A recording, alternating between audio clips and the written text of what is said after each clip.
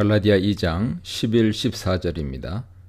베드로와 다른 유대인들이 안디옥 교회에서 이방인 그리스도인들과 함께 겸상하는 모습이 상징적으로 보여주는 것은 무슨 내용입니까? 바울이 3장 28절에서 재차 강조하듯이 유대인이나 헬라인이나 그리스도 예수 안에서 하나라는 복음 진리를 보여주는 것이죠. 유대인들의 정결법에는 어긋나지만 정결법의 종말적 성취라고 할 수 있는 성령의 거룩하게 하심이라는 새로운 기준에 비추어 볼 때 유대인과 이방인이 그리스도 안에서 한 하나님의 백성 되는 복음의 진리를 살아내는 모습이 있죠. 문제는 야고보에게서 온 이들이 도착하자 베드로 일행이 이방인과의 식탁 교제를 포기하면서 발생합니다. 유대로부터 온 이들이 이방인 그리스도인들에게까지 정결법을 부과하려 했는지는 의문입니다. 그러나 이들이 베드로에게 유대인의 정결법을 따라 이방인을 대해야 한다고 압력을 가한 것은 분명해 보입니다. 결과적으로 베드로는 이방인과 함께 교제할 수 없게 되었죠. 유대인과 이방인 모두로 구성된 하나님의 백성 공동체가 깨진 것입니다. 더 큰 문제는 이러한 베드로의 행동이 이방인 그리스도인들에게 유대인과 식사할 수 있는 온전한 하나님 백성이 되기 위해서는 율법과 할례를 통과해야 한다는 메시지를 전한다는 점이죠. 그래서 바울은 베드로를 정면으로 반박합니다. 네가 예수를 믿는 유대인으로서 이방인들과 함께 식사하며 유대인의 규례를 따라 살지 않았으면서 어떻게 이방인 그리스도인들로 하여금 유대인이 되게 하려느냐. 베드로 행동이 일관되지 못함을 지적한 것입니다. 15, 16절입니다. 바울과 베드로 사이에 합의된 부분입니다. 바울은 유대인과 이방인을 출생으로 구분하고 죄인을 이방인의 또 다른 이름으로 사용했던 유대인들의 관행을 상기시킵니다. 이방인이 죄인인 이유는 율법을 준수하지 않기 때문이죠. 모세 율법은 유대인이 하나님과의 언약을 이행하는 수단입니다. 언약 안에 머무르기 위해서 이스라엘은 율법을 준수해야 하고 율법은 그것을 지키는 자에게 생명을 약속합니다. 레위기 18장 5절 보세요. 회심 이전에 바울을 위시한 유대인들은 율법을 중심으로 운영되는 이러한 삶의 체계에 대한 확신을 가지고 있었습니다. 빌립보서 3장 6절 보세요. 그러나 다메섹 사건을 통해 바울은 이러한 율법이 중심이 되는 언약 체계가 예기치 못한 놀라운 결말을 맞이하게 되었음을 알게 됩니다. 바울이 자신의 복음이 그리스도의 계시를 통해 주어진 것임을 누누이 강조하는 이유가 여기에 있습니다. 하나님의 언약 목적과 계획이 그리스도를 통해 성취되고 완성되었다는 확신 속에서 볼 때 더 이상 누구도 율법의 행위로는 의롭다함을 얻을 수 없습니다.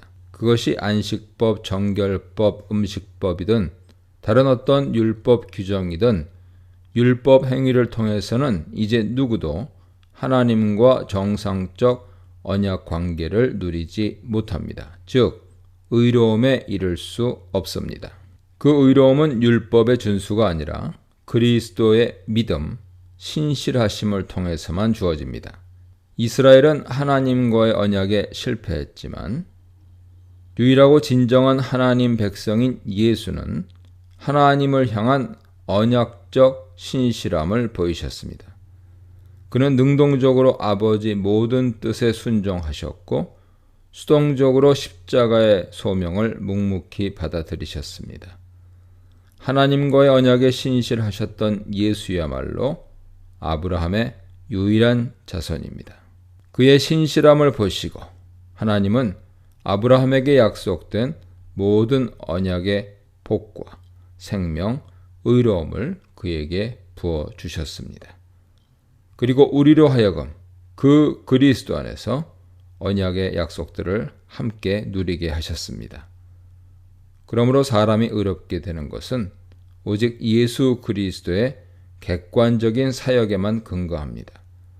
그리스도에 대한 우리의 믿음 이전에 그리스도께서 보이신 언약 신실함이 먼저입니다. 즉, 그리스도에 대한 우리의 믿음은 그리스도의 믿음 신실함에 근거해 있습니다. 그래서 바울은 16절에서 그리스도의 믿음 신실함을 통해 의롭다함 받는 것을 알고 우리도 그리스도 예수를 믿나니 라고 말합니다. 17, 18절입니다. 바울은 베드로 행동이 대변하는 주장들을 반박합니다. 바울은 그리스도와의 연합 신학을 염두에 두고 우리가 그리스도 안에서 의롭게 된다고 말합니다. 이제 의로움을 얻기 위해 유대인의 율법으로 돌아갈 필요가 없습니다. 그리스도 안에서 의롭게 되려 하다가 죄인으로 드러난다는 말의 의미는 무엇일까요?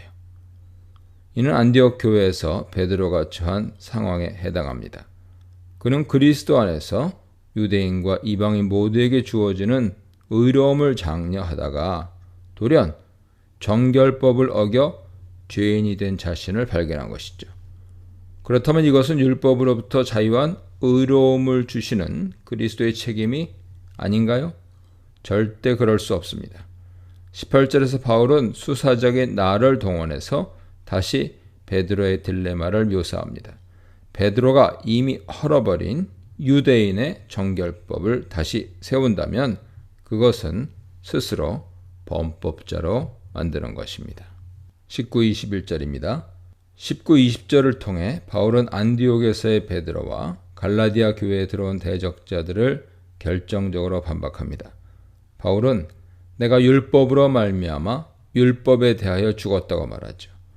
율법에 대하여 죽었다는 표현은 더 이상 율법의 요구와 상관이 없다는 의미입니다. 그렇다면 율법으로 말미암아 죽었다는 것은 무엇입니까? 이 구절 해석 열쇠는 20절에 있습니다.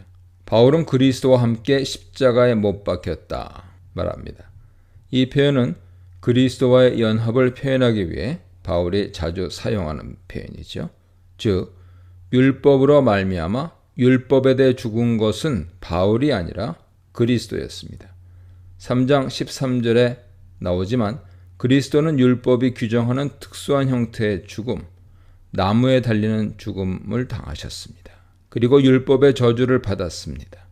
이는 그리스도께서 율법이 규정하는 하나님 백성의 범위 밖으로 쫓겨났음을 의미합니다. 그런데 바로 그 그리스도가 유일한 하나님의 백성, 아브라함의 자손으로 판명났습니다. 따라서 십자가는 율법이 더 이상 하나님 백성의 기준이 아니라는 것을 보여주는 계시적인 사건입니다. 그 그리스도 안에 있기 때문에 바울 역시 율법으로 말미암아 율법에 대하여 죽은 셈입니다. 그렇다면 율법으로부터 자유한 이 삶은 아무런 제약이 없는 삶입니까? 20절은 갈라디아서 전체 주제 구절에 해당합니다.